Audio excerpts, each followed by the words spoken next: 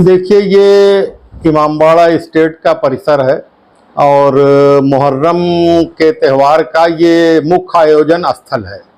आज यहाँ पर 2-3 कार्यक्रम हुए हैं। एक तो राष्ट्रीय ध्वज का आरोहण हुआ है, दूसरे ये है कि स्वच्छता अभियान की शुरुआत की गई है, प्लास्टिक मुक्त परिसर घोषित किया है।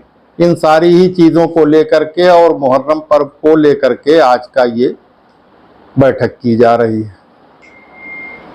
ये झंडा क्या हर साल लगता है?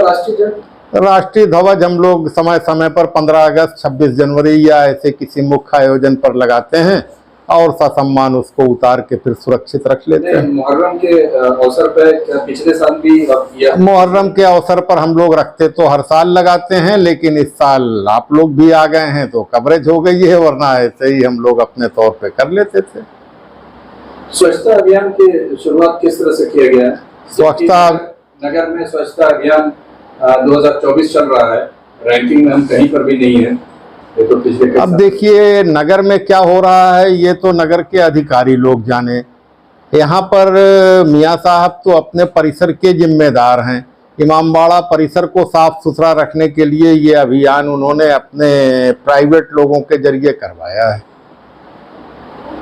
दो बड़े महत्वपूर्ण सवाल है। एक तो स्वच्छता अभियान का जो आपने बैनर लगा रखा है, उसमें इंस्टीट्यूशन आपका एजुकेशनल जी इदारा है और जी उसकी स्पेलिंग गलत है जी जी दूसरी बात जी जी। दूसरा, एक ये इस्लामिक सेंटर भी है, जैसा आपने कहा मुहर्रम का मुख्य पर्व यहीं से होता है। जी जी। बट उस बैनर में बैकग्राउंड केसरिया, अब देखिए, इसका विवाद होता है। नहीं पीछे हज हाउस को जो है केसरिया रंग से रंग दिया गया था 2015 में, तो उसके 2018 में तो उसके लिए पूरा हो हल्ला हुआ है क्रॉस इंडिया, फिर उसको फिर ग्रीन किया गया है और यहाँ पर ये नजीर दिख रही है।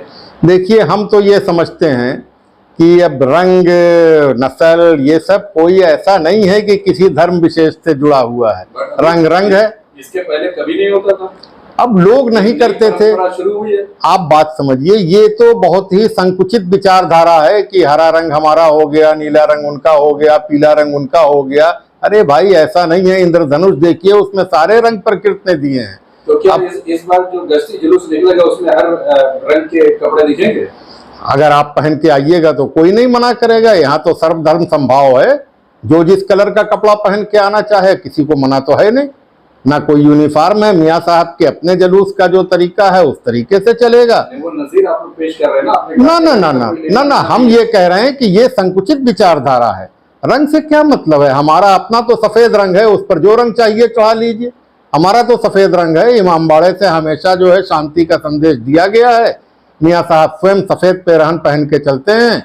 उनके सिपाही 90% सफेद कपड़ों में होते हैं। मगर ये जो बैनर लगा है ये तो आपके परिसर में लगा। अरे उससे फिर हम कहेंगे कि ये तो एक जनरल चीज है। हमने बैनर छापने के लिए दिया दुकानदार को, उसने जो कलर उचित समझा लगा दिया, उसमें कोई विवाद का विषय नहीं है।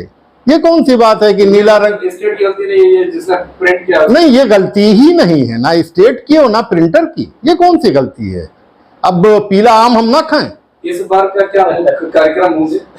इस बार का जो रूटीन का कार्यक्रम हमारा मुहर्रम का जो परंपरागत कार्यक्रम है वही होगा। कोई बदलाव उसमें नहीं है।